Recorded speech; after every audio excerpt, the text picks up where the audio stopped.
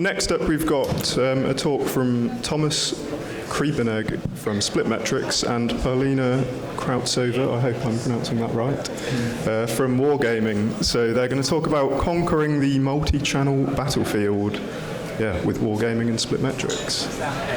Perfect. Thank you very much. And welcome everybody to the Pocket Gamer Connect. Welcome to our session where we are going to talking about conquering the multi-channel as well as multi-platform battlefield, a case study between Wargaming and SplitMetrics. Before we jump into it, please give us some time to introduce ourselves. Handing the mic over to Palina. Would be nice if you could tell the audience about you. Oh, thank you, Thomas. So I'm Palina, and I'm User Acquisition Manager at Wargaming.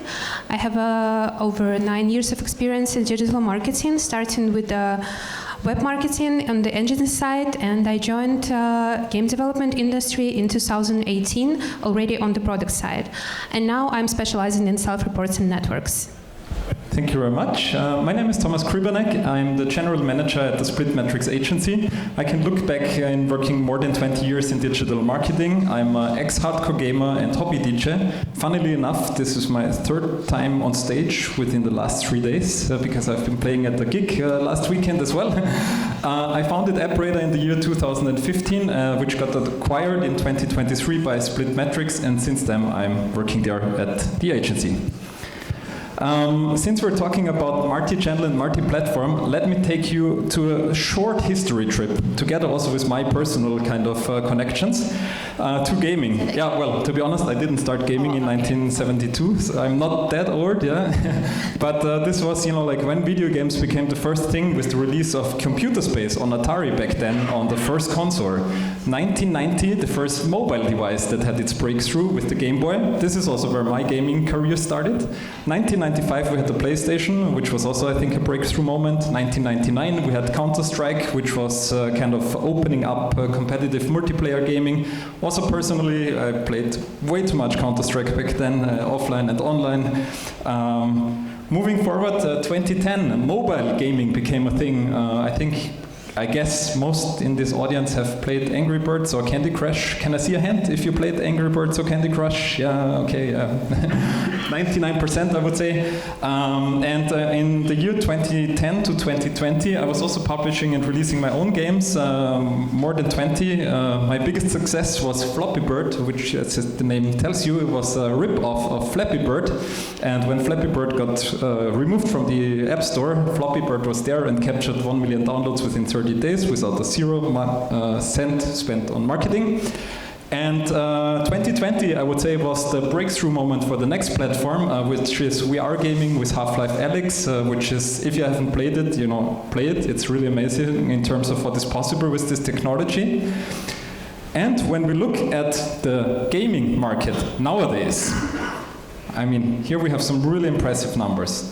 First of all, I would say that nearly every second person on this planet is playing video games, which is insane if you think about it.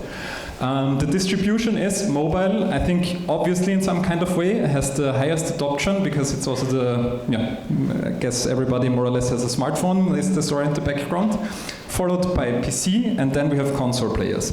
However, since we're also talking a bit about business, I think it's also very important to have a look at how much revenue is typically generated per platform. And here we can also see a very clear trend that players on the console are spending the most money on games on average per year, followed by PC and then followed by mobile. But once again, if you multiply the market size as such with the revenue, then we can also see that mobile is the biggest market. When we look at how players out there are also consuming games on those different platforms, there are also some very interesting numbers as well as some interesting insights, I think. When we think about mobile, first of all, it's not the most, so you don't play, the most time on your mobile phone. However, you typically play the most sessions on your mobile phone, which I think is also corresponding very much if we look at the number one genre, which is hyper-casual still. Soon will be most likely hybrid casual, But this is where the most sessions happen. When we look at console and PC, we typically play longer per session, which I guess also makes sense if we will look at the most played genres there as well, which are adventure on console, as well as shooter RPGs and adventure on PC. And when we now look at the combined picture, first of all, also very interesting stats here is as well that nearly 50% of all players are playing games on at least 2 platforms. Mobile and console or PC kind of is, I think, the most common combination. Also here, I mean, no big surprise, yeah, if you play games on 3 platforms, chances are that you spend a lot of time playing games, yeah, which adds up to, on average, more than 11 hours per week if you're playing games on 3 platforms. And also when we look at the monetization of gamers, also there I think no big surprise, yeah? If you play games on 3 platforms, chances are very, very high that you're also spending money on games, and in precisely 85% of players actually do that. Compared if only mobile, for example, and then let's say only mobile on Android, chances are that people are not spending money directly on games. So the question is, we're talking a lot about different platforms, and you should be there, I think is the answer, yeah, but how do you decide on that? I mean, obviously, number one is the budget, yeah, it costs you more money to develop your games for multiple platforms, that is for sure. You should also check out if your target audience is there on multiple platforms as well. And there we go again, yeah. It's also obviously important to have a look at the hardware requirements as well, yeah. Not everybody has a high-end gaming PC, for example. Distribution fees are also different per platform. It should add up at the end of the day with your overall calculation. And last but not least, marketing is also, super important. I think it's safe to say that the future of gaming is multi-channel, and it is demanding mastery on each channel as such, but in the background you need a unified brand strategy to reach diverse audiences and create global hits. And in this regard, I'm super happy that I cannot switch the slides anymore.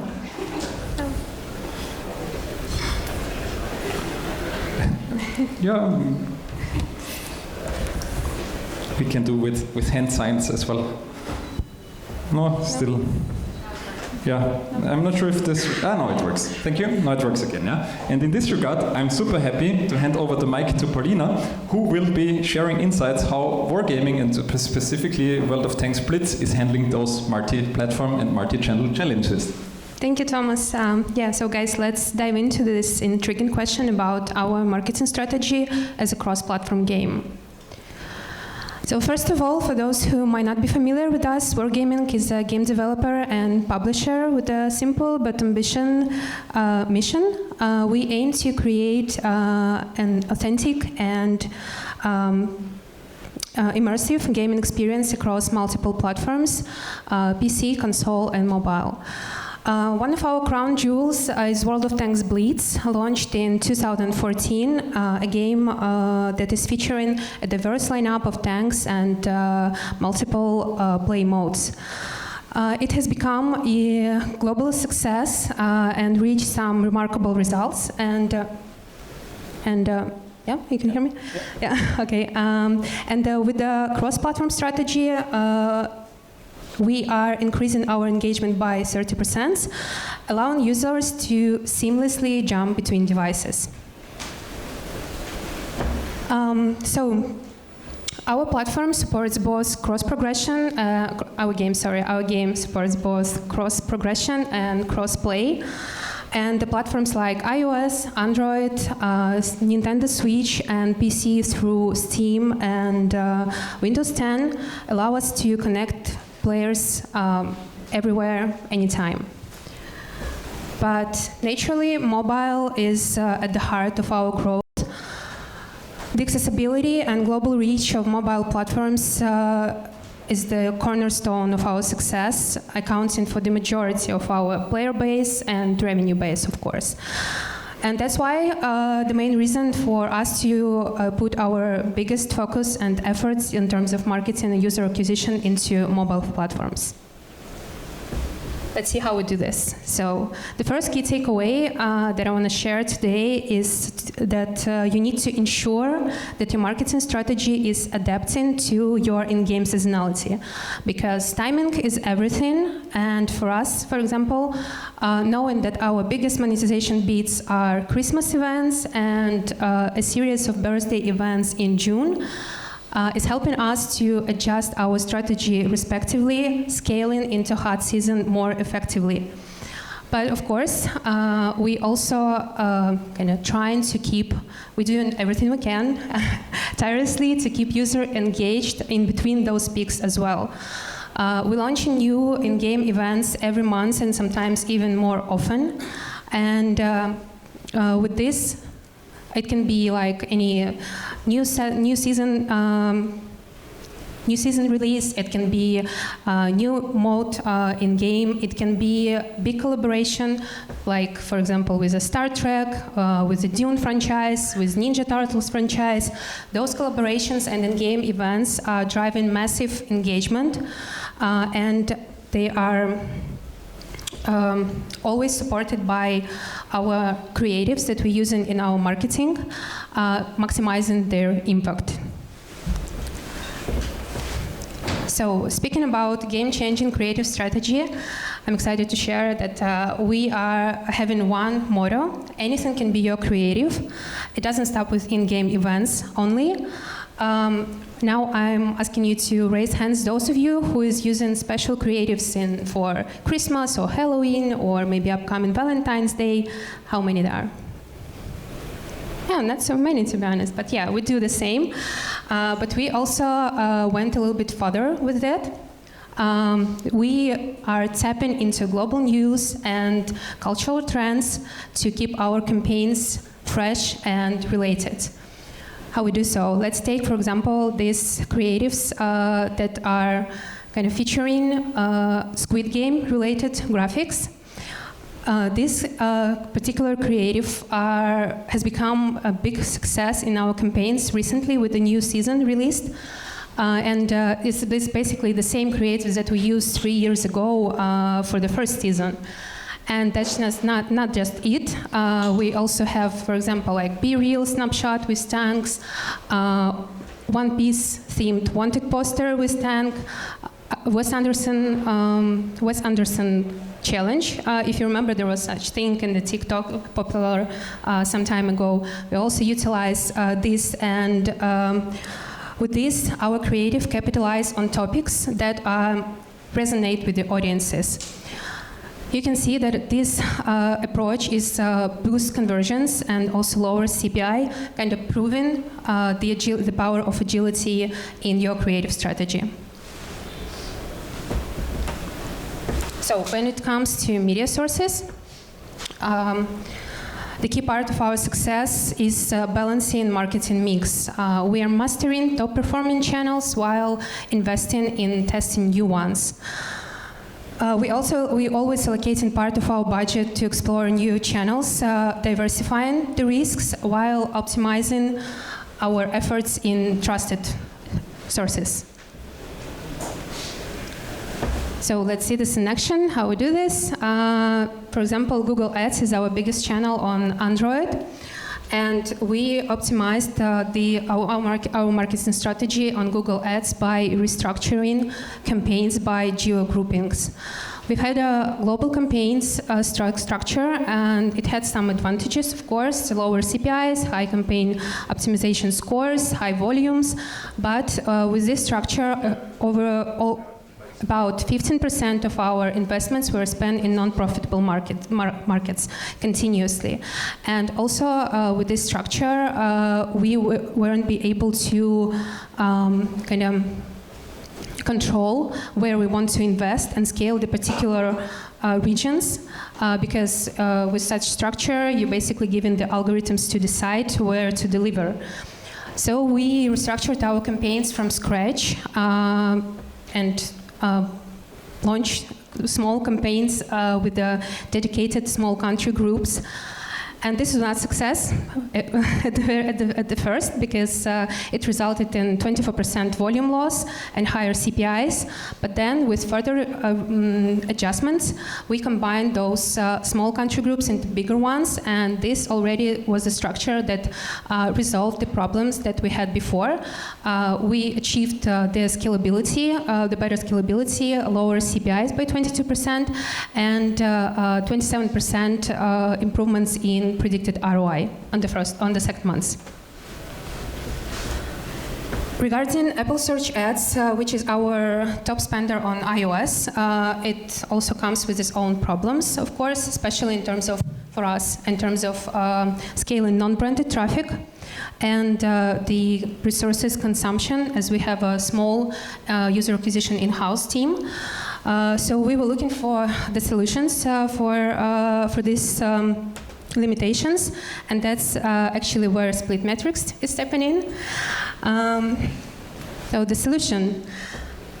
First, the biggest part and the most important part in this solution was integrating SplitMetrics acquired tool with our BI system, which gave us an opportunity to seamlessly create a seamless data flow, especially in terms of key optimization metrics that would further improve our optimization and automation capabilities. Utilizing also SplitMetrics resources, we've added over 200 more new keywords in our non-branded campaigns, enrich our scale, and with this, we kind of. It helps us to touch the untapped before traffic, if it makes sense. So also, the game-changing optimization tool that SplitMetrics provided us with the outer rules targeting PROI, which is our key metric, the one that we optimize for. So this outer rule help us to improve our efficiency and performance, especially in the key market like US, Germany, and Japan.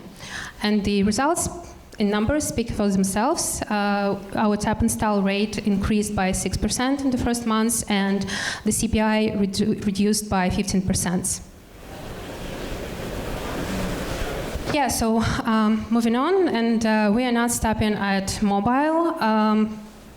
Keeping in mind our objective to always test new opportunities, we are now expanding our user acquisition efforts to Steam. Tackling attribution issues that exist, obviously, we are now testing AppsFlyer solution that has recently provided a unique opportunity to kind of combine and accumulate data from not only from mobile and PC. So we're testing this solution, and there is approach-wise, you have two ways to test this. You can kind of direct users straight to Steam page or use a dedicated landing page. That is, that's two ways. With landing page, if it enhanced with AppsFlyer Smart Script, you are not only getting click-through attribution, but also view-through attribution. But this, of course, adding one more step into user's journey. So when you think of creating this landing page, I strongly recommend you to do this, to make it as simple as possible, make it sort of a net itself, just not to confuse user and just provide him with one simple message, go to Steam page, because that's your final goal. I think that's all. And to summarize, our key to success lies in three simple words, I would say, is adaptivity, creativity, and our commitment to our players. That's all. Perfect. Thank you very much, Palina. Just also a quick recap, so the future of gaming, which is already here, and it's multi-channel. Because of the seamless connectivity, as mentioned, you have unified gaming profiles. It doesn't matter on which device you're playing. You want to be connected anywhere with your kind of progress that you made in the game. World of Tanks, Blitz, Fortnite, Minecraft, many others are already paving the way, and this, once again, is the clear future. But I think what was also now very clear is that there are also the challenges that are evolving on the UA side. It's not getting easier, as we have heard a lot from Palina. It's testing, it's figuring out stuff, it's working together with partners who have potentially already figured some stuff out, getting in the knowledge as well, because at the end of the day, it's complex. It's bridging ad platform silos, and in the background, cross-device tracking and budget optimization obviously is not the easy task. So therefore, if you need a helping hand for any of these mentioned topics within the SplitMetrics agency, we're super happy to help you. Also, just brainstorm, strategic, as well as really hands-on when it comes to setting up and running UA campaigns. In this regard, thank you very much for your attention.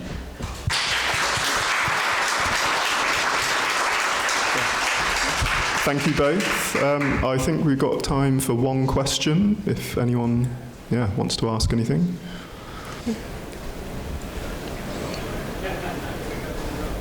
Okay, right, well, thank you both.